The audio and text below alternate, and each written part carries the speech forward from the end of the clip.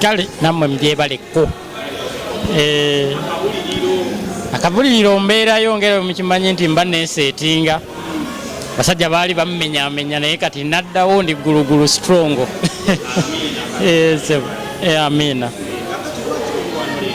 Lwaleero ndi wano olwa show ya mukwano gwange ennyo Ketra.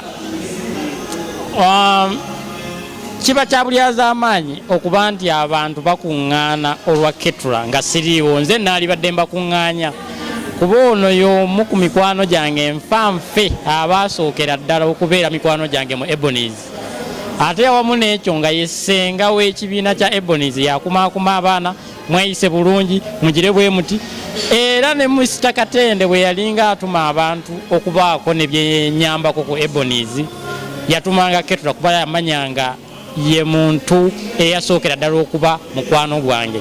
Abasinga obungi bwe mumanyi nga Mariam Bukenya naye nga nze mutwalanga Ketra. So mbadde kinkakatako okunga abantu nga ne baaliganye naalibadde mbateekamu emigwa, era kyova olaba nafubye nnyo nentuula mu dduwa zange nenzitakula nenzisoma ndabe nga sheeta ejjuza. Singa ebadde tejjuza ogwo gubadde musango gyendi kyaliraze nti edduwa za Sheik Umar tezikola, naye kati nga bwejjudde alhamdulillah taani yange enjimaze. Sheik Umar, naam, kyakuyiga kiki kyetufunye mu muzannyo gw'omwana muno okubeera nga alonkinga ekintu kyonako olwaleero? Ekyokuyiga kyetufunyemu mu muzannyo guno emyaka 14 ku stage tukiraba nti mbutuufu obwenzi tebuliimu kalungi mu baddala abasajja.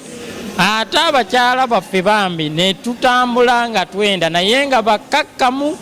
Kisomesa ebintu bibiri: obwenzi si bulungi mu basajja, ate n'obugumiikiriza kyamaanyi nnyo eri abakyala.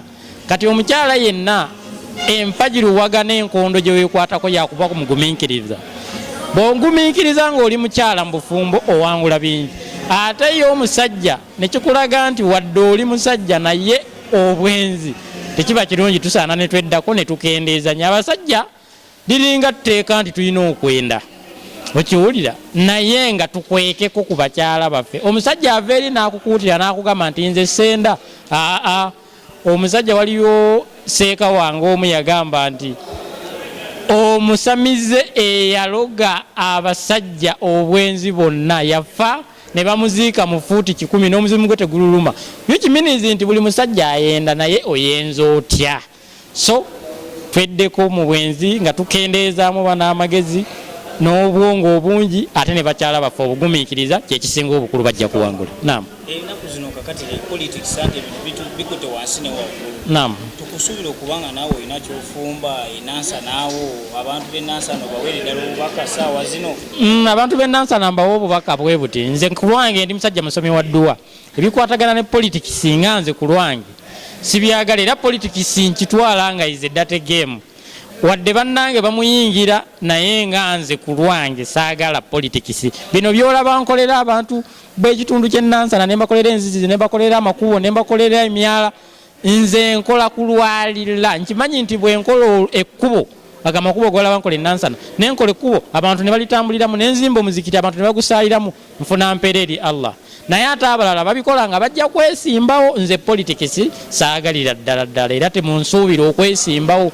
Nafunako emabegakawo abantu baŋŋamba mbu jangu weesimbewo ku lwa Lord Mayor 221, naye nze si kisobolera. Kyakubiri n'ebitabo sirina, nze nasoma jjuzu.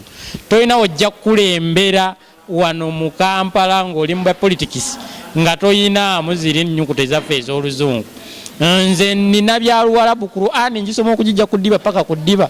Kati ate Qur'ani si yeekulembera obufuzi bwene Uganda, bweri Buwarabu. Kati e Uganda sisuubira kwesimbawo kuba n'oluzungu sirulina. Naaligambye enzireyo nsome neesimbewo, naye mbeera bize okuva ku makya paka ku makya, kati sirina politics yenna. Era bw'ayagala okwesimbawo bw'ajja musomereddwa. Muganda wange ennyo, mukwano gwange ennyo Bobi Wine bwe yali antuula mu maaso ng'asaba edduwa ey'okumusomera okuyingira mu politics. In fact nga tanneesimbawo, temunnamumanya yasooka kujja kutuula wange n'aŋŋamba nkoze ntya. Ne mugamba okyagala nze nkuwa edduwa ey'okusomera era ojja kwagalwa abantu ojja kufuna ekyo kye weetaaga. Naye ku lwange saagala byabufuzi era ne musomera edduwa ndowooza ekyo mukiraba. Bangi benkutteko emikono nga bagenda mu byobufuzi. Edduwa ze nsomera aba politics nzirina naye nze ku lwange sijja kwesimbawo, sijja kugenda mu politics. Ekyomukulu Dr. Chameleon kubanga agenda kujja ku Lord Mayor Kampala okkiriziganya nakyo? Nzikiriziganya nakyo olw'ensonga omukulu Chameleon y'ebitabo byabirina. Bw'abeera nga abirina n'omukulu Lord Mayor abaddeko Erias Lukwago n'ebitabo byabirina. Olwaleero kizibu okweyita. Kiwani gwe nga Sheik Umar. 221 nze naalisabye abantu naddala nga kati bano ba Lord Mayor bakozeeko nga nsaba abalekereko ne bana abato babeerewo. So Chameleon musaba ayongeremu amaanyi ate mukulu muganda wange taata wange Lord Mayor tonyiiga naye nkusaba oddeko ebbali okekalabye ku mirala noonajje. Ate ne Chameleon bw'onojja naawe n'otambuza ekisanja kyo nga bwe kitambula naawe oddeko ebbali n'abalala bajje. So tonyiiga mukulu Erias Lukwago naye Chameleon ffe gye tuli abakuweereza ebigalo. Alhamdulillah kye nagambye kye nasookeddeko nti ebizibu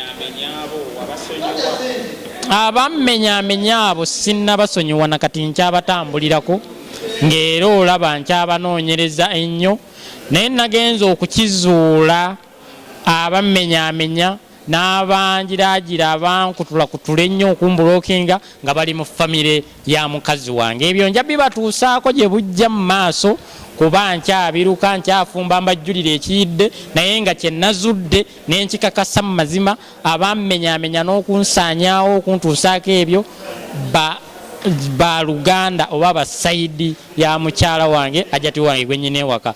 Okutandika n'ennaku z'omwezi nga 11 January ngenda battotolera olukwe lwonna olwajja okunsiba.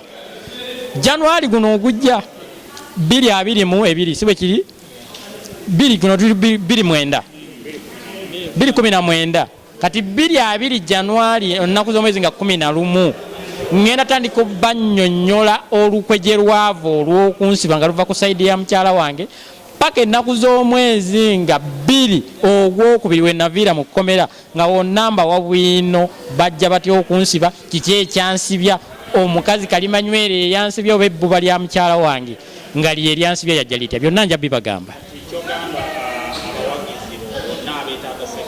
Abawagizi bange mwenna abeetaaga Sheik Umar gyendi era mbeerayo nnyo ate kati nyina n'amaanyi mangi okusinga wali. So mukunganireko mujje tusome edduwa insha Allah jabba bye mwetaaga.